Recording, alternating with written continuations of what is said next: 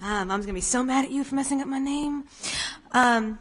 So good evening. I am a stable, confident, well-rounded adult, and that should not be remarkable for someone in the LGBT community, but sadly it often is. My wife is also a strong, capable woman, but she's had to fight a lot harder for it.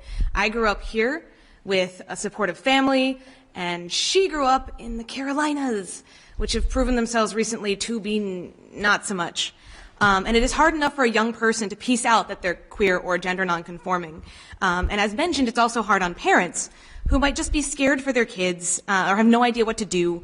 So they turn to someone who is supposed to be a trusted professional. And conversion therapy preys on that insecurity, takes advantage of it, and presents the idea that being gay or trans is wrong, freakish, amoral, and needs to be fixed. It isn't, and it doesn't. You've already likely been briefed or have information on the long and short of conversion therapy. It is a structured form of psychological and sometimes physical torture. If you haven't already heard about the inhuman methods some of these providers employ, I will absolutely point you towards some of the brutally graphic testimony that is available.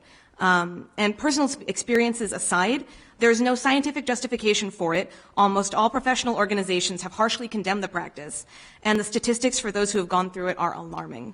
You can't beat, electrocute, or sexually abuse the gay out of someone.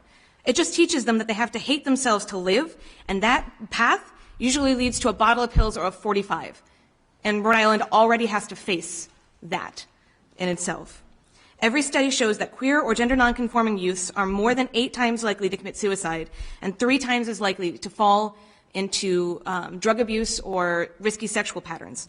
Rhode Island has 210,000 kids under 18, and if 5% or so are LGBT, that's 10,000 vulnerable kids for this. I've heard the argument that we don't need this. This is Rhode Island. This doesn't happen here. And to that, I have 2 things. First, history is full of people saying, that can't happen, and then living to see it happen. And as someone who works in public health, the axiom, an ounce of prevention is worth a pound of cure, is still incredibly relevant, especially when it comes to our vulnerable young people. And it is so much better to protect them rather than have to rescue them. That is 2 minutes. Thank you. Thank you, Shannon.